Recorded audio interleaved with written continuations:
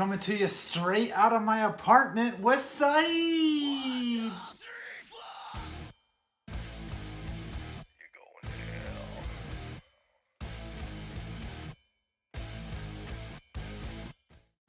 It's another one. You excited? We are. Can't you tell? Not from me, from him. You can tell he's excited. I'm excited too, I just don't show it. That's right. Yeah. So, let's drink some beers. What do we got for today? We have a beer from Firestone Walker, which, you know, technically they're owned by Duvel, which... Oh, sorry. I mean, I guess you could classify Duvel as still kind of I've never heard of them.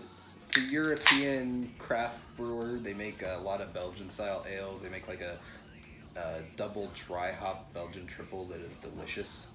But today we have Firestone Walker's Mocha Merlin, which is basically... So they have the Velvet Merlin, which is a stout, oatmeal stout that's very smooth and easy to drink. This is the coffee-infused version of known as Mocha Merlin. You can smell it, you can taste it. You can bathe in it. Oh, yeah. Definitely coffee. Oh, my God. If you've seen previous episodes, I'm not good with the smelling. I smell coffee.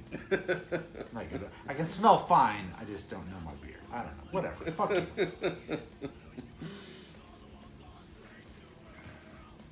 That was really good.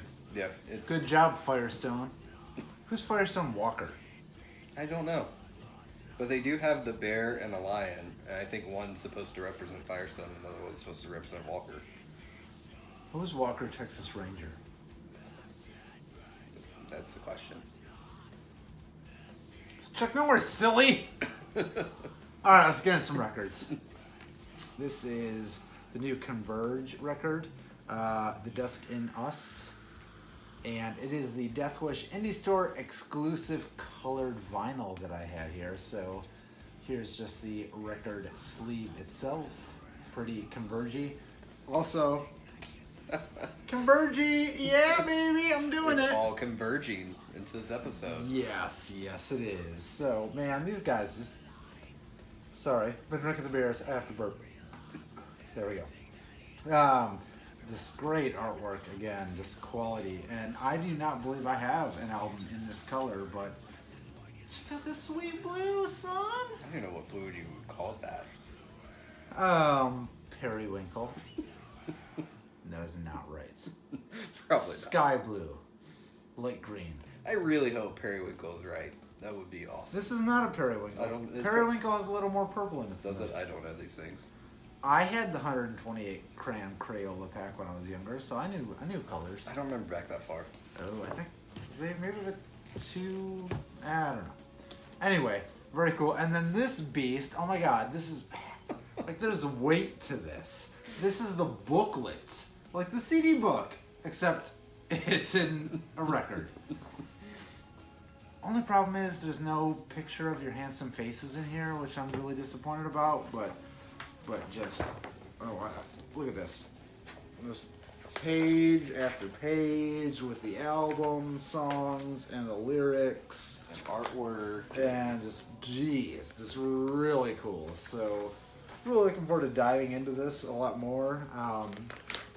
I feel like a Converge album requires a lot of my time, which I haven't had a lot to give to one specific album because it's, you know, end of the year, kind of trying to get the best of stuff done. So, and plus, I mean, what's the rush? I mean, I don't want to just be like, oh, a new version that I consumed till and I'm done with it. Like, take my time. I want to be listening to this and really give it its proper due. But the vinyl pressing is very sweet and very encouraging. So I'm really looking forward to listening to it like 1,000 more times. That does really seem like you could put the record on and set the book up and grab this beer and just sit there and flip through it while you listen to it, yeah, drink this beer. And what you got for us? I've got a little bit of a switch up for what we normally talk about, and I've got a country record going. I love country music. Yeah, I specifically... Real country. Sturgill Simpson country. Just as plain black vinyl, but this is Metal Modern Sounds. Is that what he looks like? Yep. I wasn't sure if that was like an old photo or something. No, it's made to look like that. The album's meta-modern sounds and country music, and his sound kind of is that of, it's a very old style. I like that. But it's very modern also. I really don't know how to describe that any better than that. Like, the opening track on this album is Turtles All the Way Down, and it's absolutely amazing, and it's about tripping on drugs in a country song. So I guess that's your classic country with a modern twist. Sure. But you know, Sturgill Simpson was he had a job where he was literally traveling on railroads and working on the railroads. It's amazing that's still a job. Okay. It is.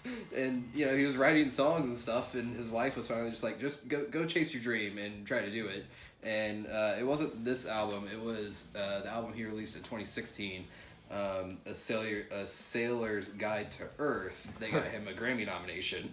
But Wow. This is kind of building up to that. It's a lot of great songs on it. There's a cover of The Promise from some band from the 80s. Oh, that he does yeah, that's a cover good of. song. Yeah. So that's on here.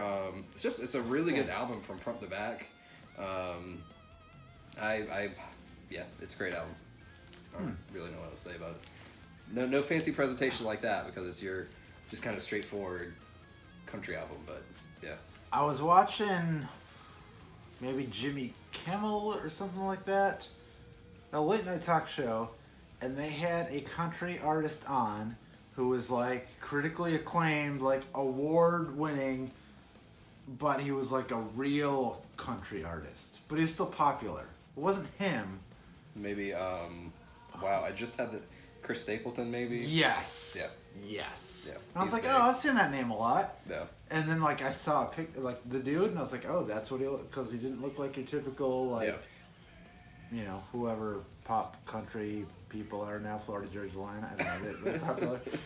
That's pop country nowadays. Yeah. Yeah, so they didn't fit like that, and I was like, oh, and they're still popular? I was like, that's cool, maybe I'll give them a listen. But But between like Chris Stapleton, Sturgill Simpson, Jason Isbell, and some of those other guys, like there is a resurgence of like actual country being That's written nice. and made that's not just singing about trucks and Yeti coolers. yeah. Sturgill Simpson for years was actually shunned from the Nashville country scene. Like they didn't want anything to do with him at all. They wouldn't let him play the Grand Ole Opry or anything. It was just until recently that they kind of opened up their mind and accepted him for the artist he is. And he actually did get to play the Grand Ole Opry recently. But That's it. On that note, I should probably stop recording, because I should stop drinking. If you like this, great. If you don't, let us know. Comments, subscribe, hit the bell for the notifications, do all that stuff. Head over to LFTD Podcast. Check out the podcast as well. Over 140 episodes for your listening pleasure. We'll see you next time. Bye.